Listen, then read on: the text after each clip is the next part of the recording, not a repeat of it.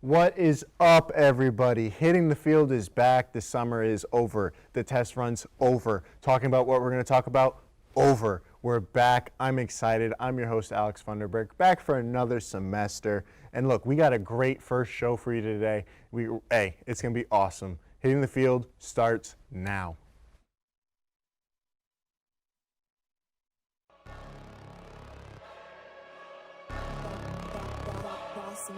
Things gon' change when I really hit the field.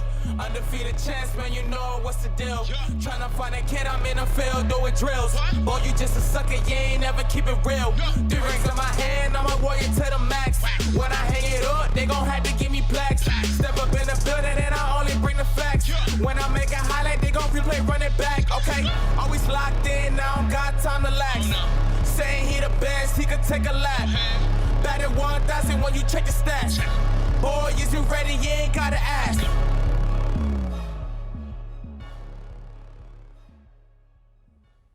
What's up, everyone? Welcome back. And for our first segment, we're going to talk about something that we don't normally talk about.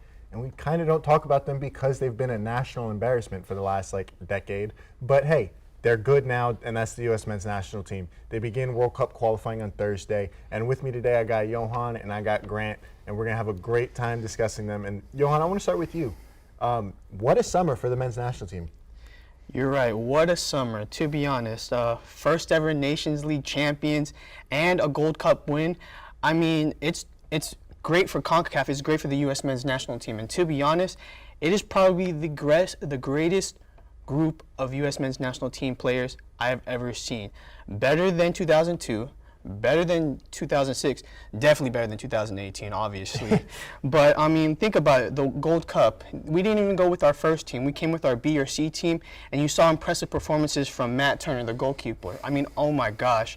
I mean, clean sheet after clean sheet after clean sheet. He had an impressive performance, and he really put his name out there as the first choice goalkeeper. You know, Zach Steffen's not getting a lot of playing time. Ethan Horvath's not getting a lot of playing time. So I'm very impressed by that. And not to mention, they're ranked number 10. Think about that. That is the highest ranking since they were ranked number 4 in 2006. So yes, there's a different culture. Greg Berhalter is doing a great job with them, and I'm very excited for the future. No, for sure. And Grant, I want to come to you. What did those 2 wins over Mexico in those finals mean for this team? Huge confidence booster, because Mexico is a legitimate threat. You know, against a good team like that, if you get 2, not just 1, but 2 wins, that can really boost your confidence and motivation to do well in the World Cup qualifying. No, for sure. And we get Christian Pulisic back for this next round of World Cup qualifying. What does that mean for this team, even if he isn't starting right away? It's huge. The only problem I have is, you know, how is he going to perform? Obviously, I don't think he should perform this Thursday against El Salvador. I think the next game is when we really need Christian Pulisic, because we play Canada, and Canada is probably one of the dark horses to qualify from the CONCACAF. They have Alphonso Davies, they have Jonathan David, and they have Junior Hoylett, who has been, you know, thriving in England in the 2nd division. So we don't really need him for the games against Honduras and El Salvador, but Canada, we really do. No, and Grant, I want to come back to you. Coming back from COVID is definitely not going to be easy for Pulisic, especially in a sport like soccer where you're running around. But are you going to expect him to be the Christian Pulisic we saw in the Nations League, or maybe a role player for the first few games? Not right away. It's going to take some time for him to get back into his comfort zone and be him again. But adding him in the midfield is going to keep pressure off the left backs and the center backs, and for the defense, it's going to add strength into that middle lineup. And I also think we don't really need to have him start, again, even against Canada, because we brought up a pretty good squad. We have Conrad De La Fuente coming up from our side. He's been playing. He hasn't scored a goal, but unless you're Erling Haaland, you're not expected to score every game. But the fact that he's playing, the fact that he's playing in Ligue 1, that's a good that's good for him. We also have Gio Reyna. Gio Reyna has been a great replacement for Jadon Sancho in Borussia Dortmund. Brandon Eriksson out of Salzburg. So we have a lot of weapons. We have options. So we don't really need to rely on Christian Pulisic right away. No, for sure. And Pulisic, yes, is the future of the U.S. men's national team. But like Johan was saying, he does not need to be Superman right away. We can kind of sit back, let him get back from COVID. Grant, what are you looking for out of this team? Do you want them to come out firing and, beat El Salvador 4-0 or something like that? Or are you expecting, tight game right I off mean, the bat. considering what happened 4 years ago, how embarrassing it was, they need to, because there's a fire in them that's building up, and they just need to let it all out and just show the world and FIFA who they are now, and that 4 years ago was a mistake. For sure. And Johan, what are you expecting in that first match? I'm expecting them to start off strong because even though they beat Mexico twice, they started off really bad. You know, they went down early, and even in the Gold Cup game, you know, they were being pressed a lot. Luckily, they were able to hold, but throughout the Gold Cup, they were being pressed fairly easily, and luckily we were good on set pieces and stuff like that. But they need to start off strong because they're really good finishers, but we need to be like that throughout the entire game. No, for sure. And what do you think, because they're going to play 3 games in 6 days, if my math is correct. Johan, what is that going to be like for them? Or like, what are you expecting endurance-wise here? Like I said, we have some options and we have some young talent, so I don't see that to be an issue. There is a couple people that I do question, like Tim Ream. Like, is this the camera right here? Yeah, Tim Ream really is not the best defender. I don't know why we called him up, but other than that, I think we should be good. Physically, everybody's on form, and that's what I love about this call-up, is that they brought people in that are in form. They're getting playing time. So I think that's really not an issue. For sure. And what are you looking for in these next 3 games in 6 days? How Greg Berhalter is going to handle this team, because when he took over in December of 2018, the culture and the environment just changed. More positives out of this team. They started to think positively, didn't start to dwell on the past about what happened 4 years ago. I think now the goal and the only job now is to continue looking forward into this World Cup in Qatar. For sure. And Johan, are we finally going to make a World Cup again? What needs to be done to make that World Cup? We have to play our game. We really do. I mean, Greg Berhalter has created a winning culture. You know, making it is not enough. He wants to make sure that this team advances. And the great thing is that the players believe in him. You know, everyone's on board with him. And the greatest thing about this is that 2022 is not our goal. It's 2026. 2026 is probably, you know, our goal. That is when everybody's going to be in their prime. That is when we host the World Cup. 2022 is for us to get experience with this group of guys. And to be honest, I have no doubt that they're going to qualify. It's kind of like a test run in a way. It definitely is. And the 2026 World Cup, we won't actually have to qualify because host teams automatically make the World Cup. So at least we have that. No, for sure. And I think by 2026, we're going to be talking about a U.S. men's national team that might be able to compete for a World Cup title.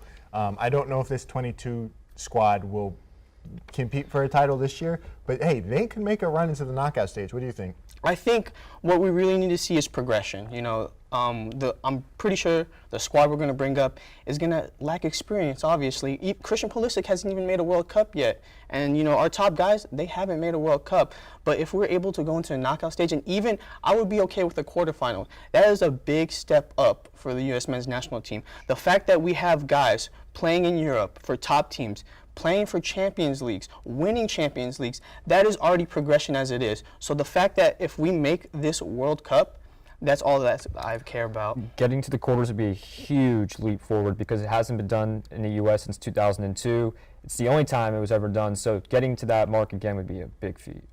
Yeah. Huge victory for so us. what do you think the ceiling is? Let's say we make the World Cup. What is this team's ceiling For 2022 or 2026? for 2022? 2022, I say the ceiling, the quarterfinals. The worst result, we don't get out the group stage. But that's okay because as long as we make it, as long as these guys show potential, that's all that U.S. soccer fans want to see. Yeah, no, and I think we've seen that this summer. And Grant, are you excited for what this team is building? Yeah, I mean they're 12-1. They only have one loss, which gets Switzerland back in late May, and Switzerland's a good team. They beat France in the Euros, so it's definitely a lot of positives coming out of this confidence booster. You gotta be very excited about this U.S. men's national team going forward. Yeah, but not to mention like. There's people, you know, switching nations to the U.S. You know, Ricardo Pepe, he just got called up. He chose the U.S. over Mexico. You know, he's an 18-year-old stud out of SC Dallas. He has 11 goals right now. He's very creative. So just imagine, you know, 4 years from now, there might be more international people that want to choose U.S. as their nation. Yeah, no, it's a fun time to be an American in terms of men's soccer. But that is all the soccer time we have for today. After this short commercial break, we're going to come back. and we're going to be talking some NFL.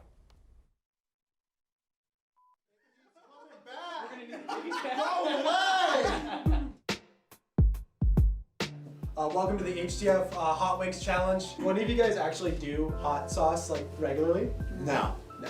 It's like the least black thing I do. Oh, wow, okay. I say Johnny goes first on this one. I agree. Now the Buccaneers are going to play the Washington football team. That can't happen. It will happen. I'm terrified. No, I really hate it. No. Yes. No. Yes. No. Yes. No. You're wrong.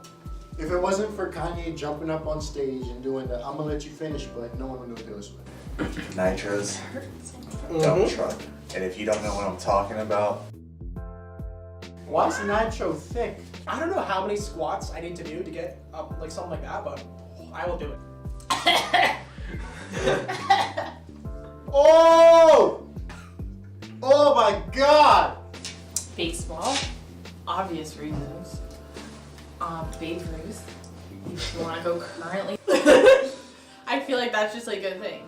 he jumped off the wall to catch the home run. We made it through all the way to the end. Thank you for joining us. I'm never doing this again. It was rough.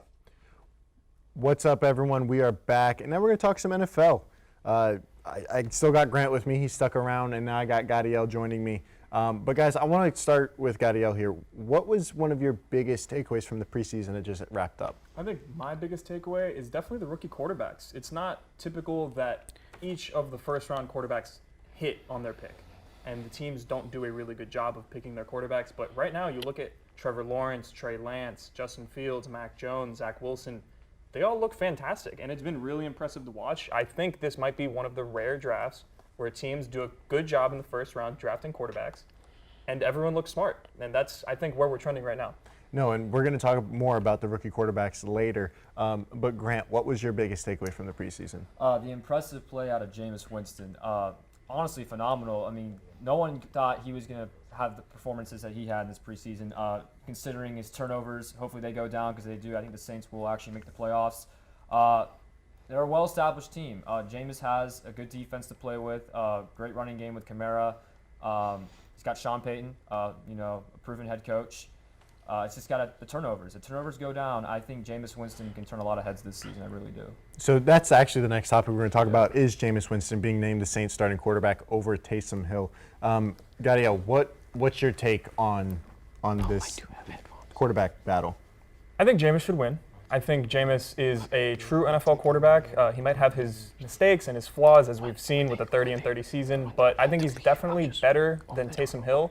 And even with Jameis starting, you can still sprinkle Taysom Hill in there, but when Taysom Hill would be starting, you can't sprinkle Jameis in there. It's going to be his show. Correct. So I think that gives them some versatility on the offense. And Sean Payton, he loves his versatility. So I think it's a good decision, and I think Jameis is going to do well. Yeah, keep Taysom Hill as a Swiss Army knife. Put him in certain plays, certain packages, but he's not a prototypical quarterback. He's not a traditional drop-back passer that you can have throw 40 times a game. No, that's Jameis Winston. You have him as the official starter, but have Taysom Hill in there as a security blanket in case certain things go wrong or certain plays don't look right. Put him in certain packages, and yeah, have him involved still.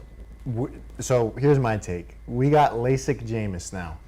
We got LASIK Jameis. His eyes are fixed. No more 30 interceptions, Jameis. You're going to go off this year. You're going to put the Saints in the playoffs, in my opinion.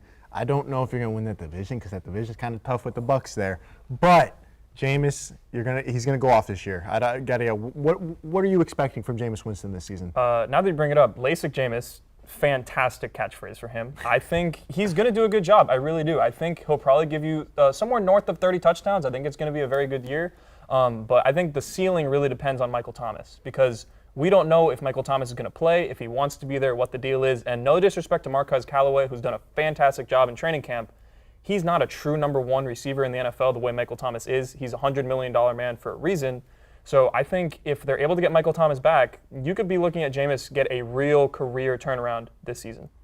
Yeah, no, and Grant, what are you expecting out of Jameis this year? I'm expecting him to take care of the football better, just make wiser decisions, be more of a leader on the football team. I don't think he was the best leader in Tampa Bay, but now he's matured. He's been through a lot. He's entering his, 7th season now. He's pretty much a veteran at this point. I think he'll have a lot of leadership skills for the locker room, and I think I think he'll just be a good presence for the team overall. Yeah, no, and I think that year behind Drew Brees and Sean Payton, I think that was perfect for it. But going on to the rookie quarterbacks now, what were your takeaways from the preseason out of the rookies? Like, who impressed you the most, Gadiel? I think it's been tough because a lot of these quarterbacks have been impressive. The one that I would say impressed me the most would be Zach Wilson, because I didn't expect him to be that good. I was really shocked when he turned out to be as good as he was, and he's been looking fantastic. It looks like the Jets actually, and I say this with a caveat because the Jets are never able to accomplish this sort of thing, but it looks like they actually did a great job picking Zach Wilson, and I personally thought they should have gone Justin Fields, who's doing fine, but Zach Wilson looks like he might be the real deal. So I also thought they should go with Justin Fields. So I'm going to stick with you here. What are your expectations for Zach Wilson as rookie? Because, like, the Jets are not that team that's like, oh, they're going to make the playoffs this year. Yeah. So what do you want to see out of Zach Wilson this year? Flashes, right? I think that's what you want to see. There's going to be good moments, there's going to be bad, but in a play-action offense, just try to make the right read as much as possible, and I think they have the coaching staff to do it. The offensive line is a bit in question, but he has the franchise left tackle, Mekhi Becton, so there's going to be some, just trust your teammates and try to do the best that you can, and I think that's what he's shown in the preseason, and he's also got crazy arm talent, so I think he's going to do well, honestly. I wasn't expecting him to, but I think he's going to do a good job. For sure. And Grant, I want to come to you now. What rookie quarterback impressed you the most in the preseason? So Zach Wilson definitely turned a lot of heads, and he was phenomenal. But I'm going to go with Justin Fields, mainly because the quarterback situation there isn't all that great. Andy Dalton, he's getting older. I just think his skills are diminishing. I think it'd be better for Justin Fields to go out and play starting week 1, because he'll learn more if he plays more than sits behind Andy Dalton. I don't think he'll learn anything if he sits behind Andy Dalton. I think what he did in the preseason, though, especially against the Dolphins, the game felt slow to him, which, of course, he got hit a week later, and welcome to NFL moment. But I think just play him, because I think he did enough in the preseason to prove that he could be the guy for the Bears. For sure. And Gadiel, what quarterbacks out of the 5 rookies taken in the first round, who should be the starter week 1? I think the clear answer is Trevor Lawrence, just because they traded away his contingency plan with Gardner Minshew going to the Eagles. So Trevor Lawrence has to start. If you're asking of all the 5 quarterbacks, I think Zach Wilson should be the only other starter. I don't want to see Justin Fields, although you bring up fantastic points, Grant. I don't want to see Justin Fields fed to the Wolves going against the Rams in week 1. That is the league's best defense from last year. Trey Lance, I think Jimmy Garoppolo is good enough to where they don't need to rely on him. And Mac Jones, I just think Cam Newton brings more to the offense right now, and it's going to take a little bit of time. So by week 6 or 7, I'd like to see all them starting. But to start, I'll say just Trevor Lawrence and Zach Wilson. For sure. And Grant, who do you think should be starting right away outside of Justin Fields? Zach Wilson, for sure. He did fantastic this preseason. I think he did enough to show Robert Saleh that he's the guy for the job. For sure. And the thing, Trey Lance is in a weird position because Jimmy G is a good quarterback. But knowing Jimmy Garoppolo, by week 4 he's going to be hurt. So Trey Lance will be in there. But no, I think right away, I think obviously Trevor Lawrence, because you traded Gardner Minshew, he has to start. I would start Justin Fields. I mean, yeah, it's the Rams. It's tough. But, hey, you want to get your rookie a, hey, welcome to the NFL moment? Here's Aaron Donald for you. That's the best way to get him ready. And, you need to start Justin Fields week 1 because, like Grant, I don't think he's going to learn much from Andy Dalton. I'm a Cowboys fan. I watched Andy Dalton last year. He was okay. Like, it wasn't anything special. Definitely not Dak, who we're going to talk about now, actually. Gadiel, do you think Dak can come back from that broken ankle and be Dak Prescott again? I do. And I think Dak Prescott actually, you're a Cowboys fan, this might appease to you a little bit. I think he's a dark horse to win the MVP this year because you look at the pace that he was on last year. He was about to throw 700 passes, and he was about to throw well over 5,000 yards, closer to 5,500, I believe. He could reach those stats this year. 17-game season. Their defense isn't great. They need Dak. He makes those wheels turn in Dallas, and I think he's going to be able to do it. So I think Dak's going to be fantastic. I think you, as a Cowboys fan, are going to be very happy with the way that he recovers this year. Hey, look, I hope Dak is back. But Grant, what are you expecting out of Dak Prescott this year? I'm expecting him to be the Dak Prescott that we know him to be. I know it was a major injury he had last year, and it's going to be tough to come back from, but take the cobwebs out maybe the first couple of weeks. By week 5 or 6, you'll start seeing the Dak of old. I really do. He's just that good of a player. They have a lot of weapons on that Cowboys offense. He's going to be ready to sling it this year. Hey, look, I hope so. And I think Dak is, as long as he stays healthy, I think he's a lock to win Comeback Player of the Year at minimum. But, hey, like Gadiel said, the defense is not great. And he's going to have to put points on the board. And if he's putting points on the board, I also expect an MVP-type season out of him. I'm not going to say he's a lock or anything, but Dak Prescott was that dude last year. He was putting up 40-something points a game, and that defense just sucked, and they were giving up 45 points a game. So if he can stay on the field, this Cowboys team, I'm not going to say they can win the division because I do like Washington a lot, but they're going to contend. They're going to make things interesting with Washington because you never know what you're going to get out of Fitzmagic. Who do you have in the NFC East?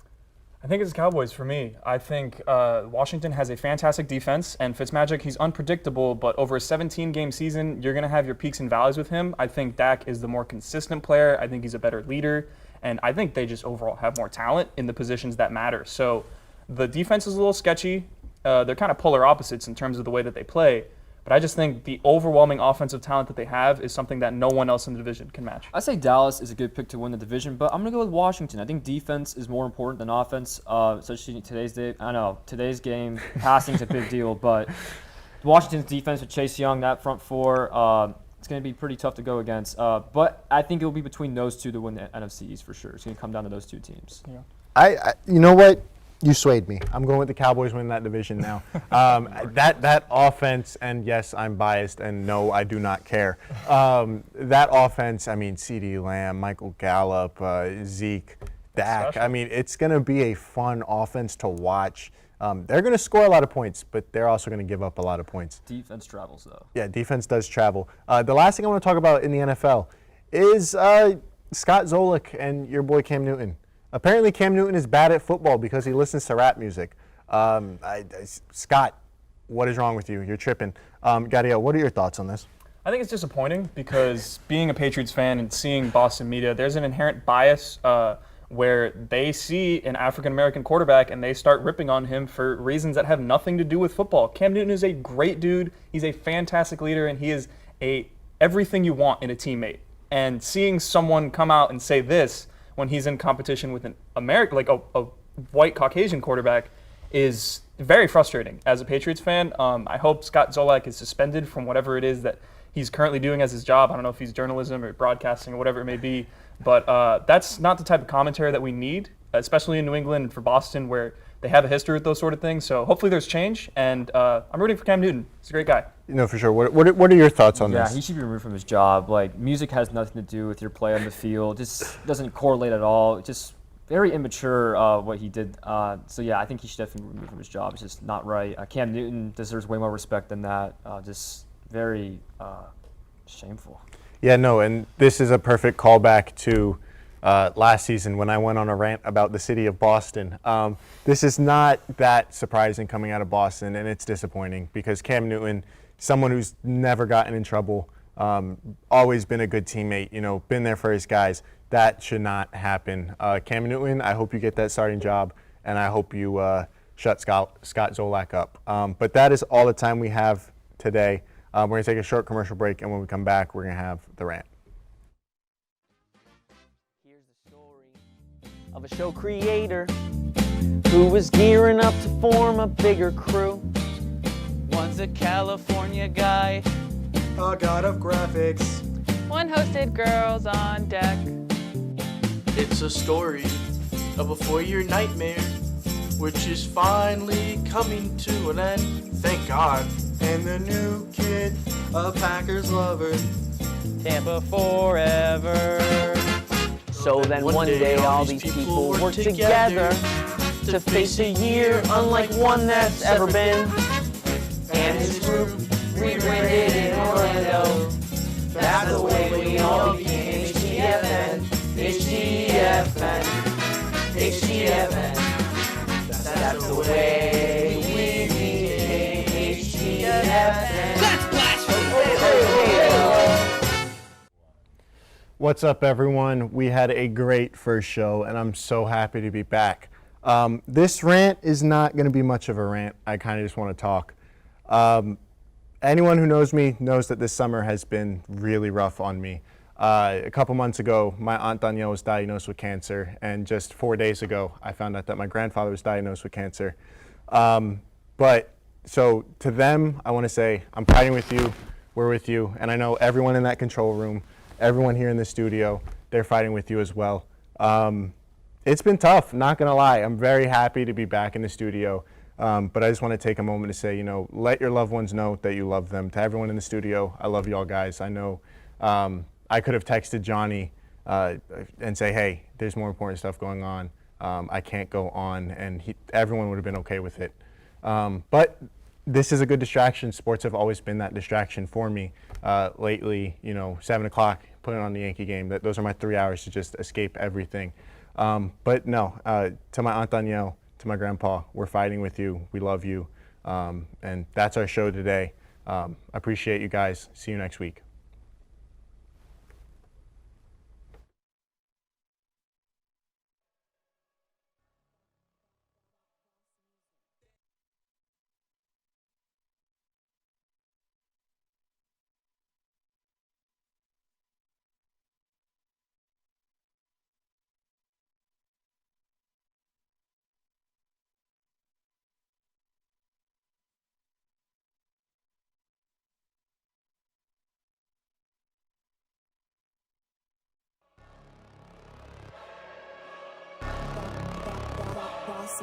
Things gon' change when I really hit the field.